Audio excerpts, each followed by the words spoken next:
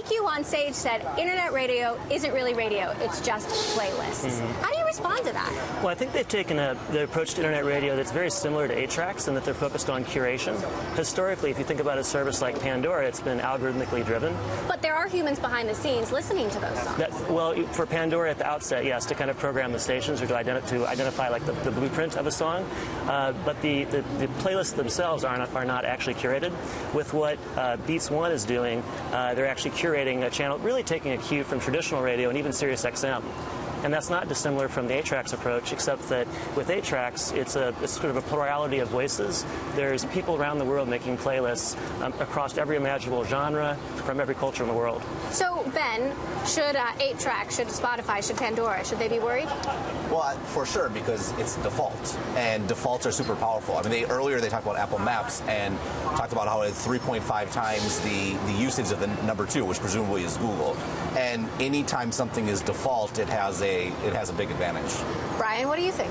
Yeah, I think they're going to bring music streaming mainstream. I think that what Apple's going to do. They have 800 million iTunes users, so I don't really view it as a threat to the incumbents because I think the market's going to be big. It's a big secular trend, and they're going to make it legit. You know, it's interesting, though, when you look at the actual numbers in terms of how much this actually could add to the bottom line. If they had 15 million subscribers like Spotify does, it's like less than 1% of revenue. So how big a deal is this for Apple's business, and how big a deal is it for, product momentum, Ben? Well, frankly, I don't think it's a big deal. And honestly, I thought that came across in the presentation, which was kind of all over the place and unfocused and kind of felt like we're doing music because we're a music company because Steve Jobs loved music. Like, the lack of focus was really kind of concerning and is a big opportunity for the more music-focused startups to do what they do best. Brian, do you share that? Lack of focus? I don't. Look, I think they're a major player in music. They're going to change with the times here. I think they can be a big winner in this market. It's a gigantic market, and it helps keep people in the ecosystem. So you're exactly right. Financially, who cares? Keeping people in the ecosystem satisfied, yes, I think they will. Dave, with all due respect, why isn't Apple going to eat your lunch? Well, I think that with this new focus, it's an on-demand subscription service, and the market for on-demand subscriptions is relatively small.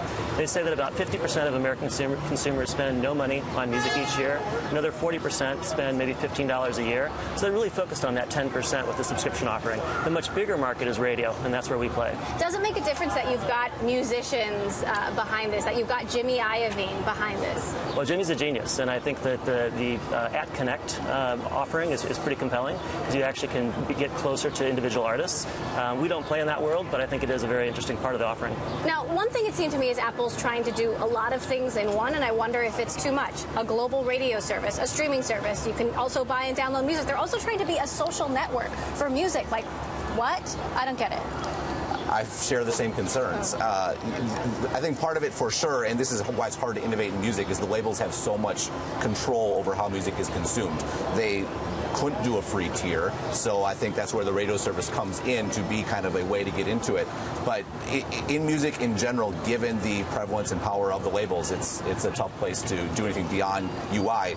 Then again, that's what Apple's best at. Brian, why won't one music service win out, and Apple specifically? Well, I think Apple can be a big player, but I just don't think I think there will be room for other players as well. Either you cater to a certain niche, a certain crowd that's going to listen, or a certain type of music. But I think the bringing Jimmy Iovine in here is huge, right? This is a big part of the Beats deal. He was the best presenter by far. This is huge for Apple in music because he can speak to the musicians. They trust him.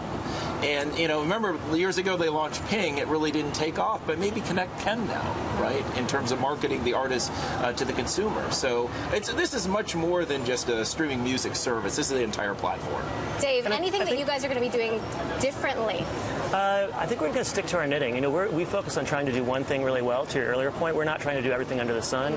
We do discovery and playlisting, and we do it better than anyone else. So we want to stick to that. That's interesting because I recently interviewed the founder of Pandora, Tim Westergren. He said the exact same thing. I'm going to stick to my knitting.